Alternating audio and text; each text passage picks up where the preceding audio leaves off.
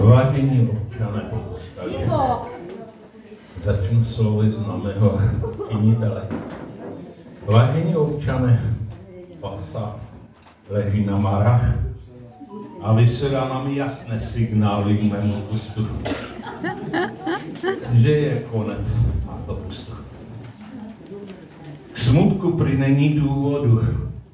Už dneska jste utratili celé přidání vašich důchodů.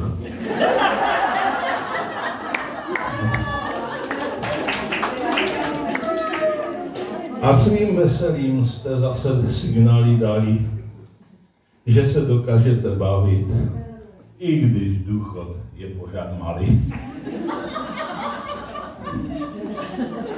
Sešli jsme se nad basou a tradice nám velí, abychom udělali konec masopustnímu veselí. S basou to vzalo konec a podle tradice zahoří několik pohřebních svíček. Doufejme, že na tom nenese baso vínu přijatý vládní sporný balíček. Vážený pane faráři, dovolte, abych pokynul pozůstalým a zahnal jejich smutek ve tváři. Na basu si totiž do Velikonoc nikdo nezahraje. Je tomu tak. Ona totiž na marách je. Jak tu tak na marách leží, braníme se slzám jen stěží.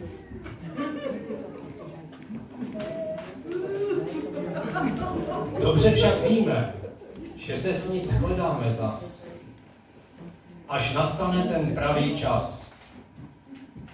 Je konec velikému veselí, kvůli kterému vypustila duši. Ale bavila nás, jak se patří a sluší. Už jsme se řádně poměli, jak chutě nás vedou. A teď to končí. Zítra popeleční středou.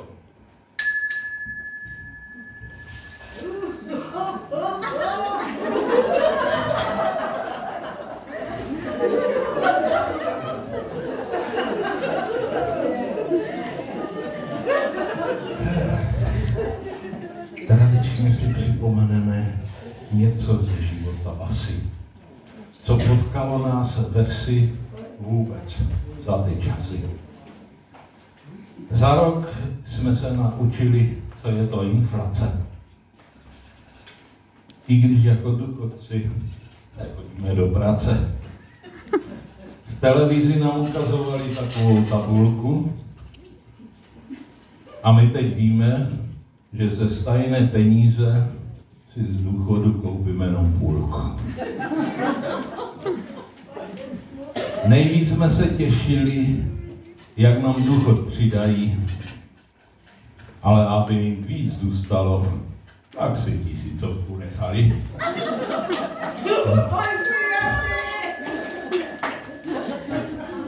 Ve vyváženém lidském projevu nám premiér slíbil, že lépe se budeme mít už zítra.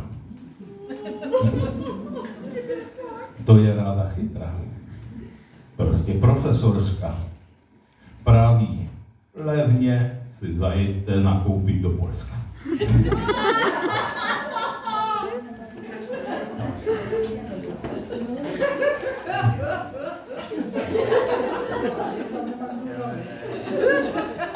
Nevím, zda světlé zítřky to budou, když svítit si nebudeme, protože elektřinu pořád a pořád zdražujeme.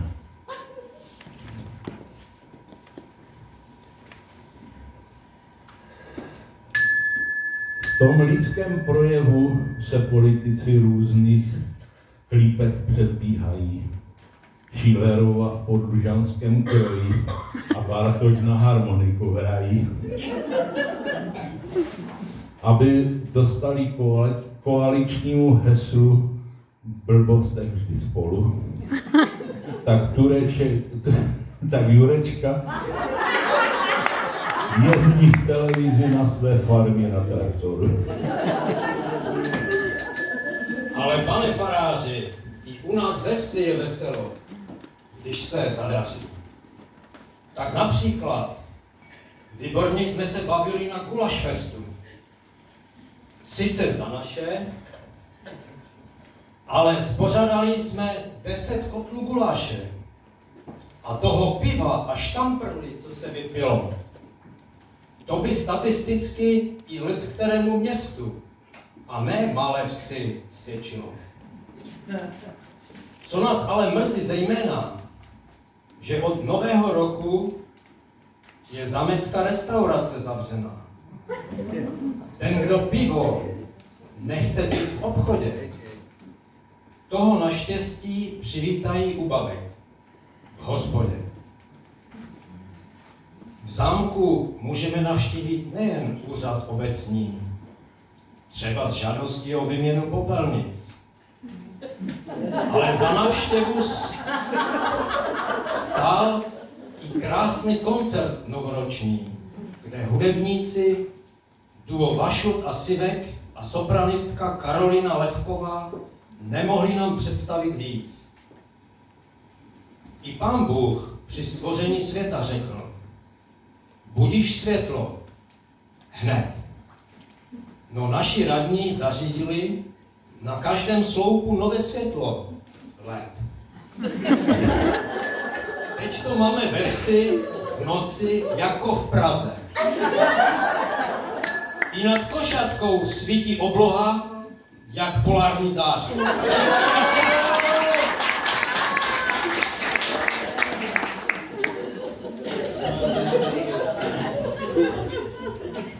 Tak zase zpátky k rozloučení s naší basou Milou. Vždyť plačky drží smutek a pláč zadrží vši silou.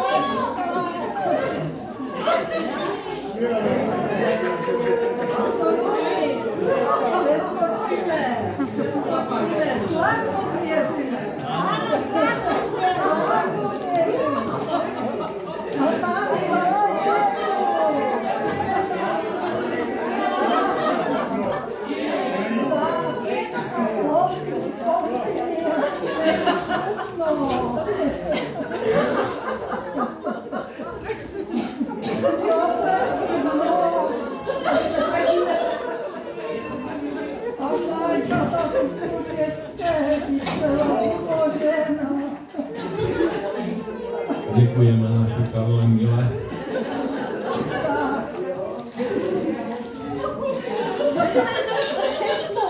Ano, jsme rádi, že tu nemáme další pozůstalé.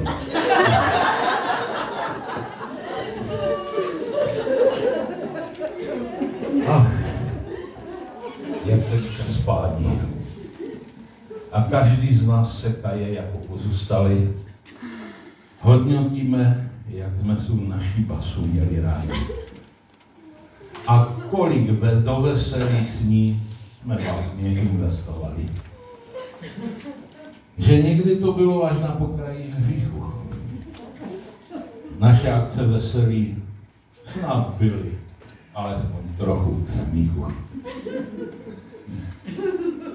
Tak skloňme hlavu s pokorou a staňme se lepšími. A rozlučme se ze závistí s tou potvorou.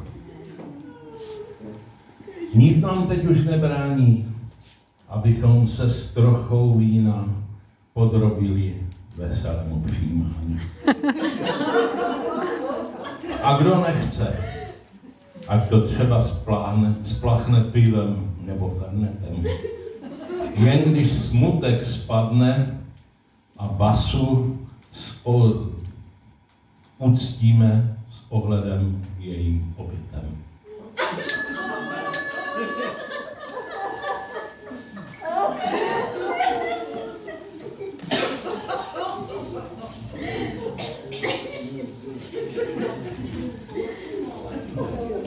A teď asi dáme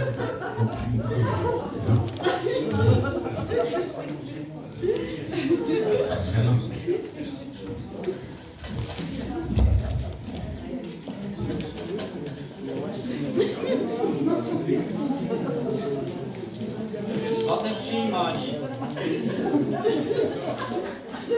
Kdo se hlásil a kdo absolvoval zpověď?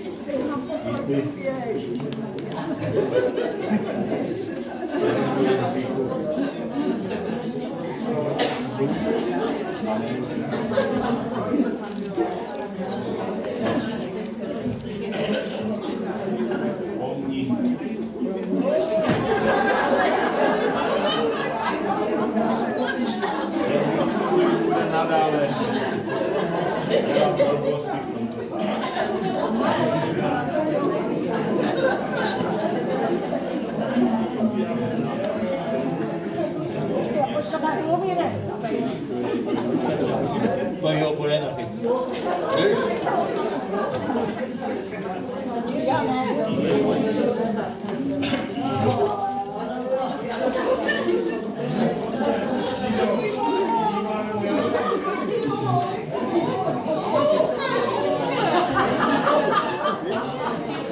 Je to suché.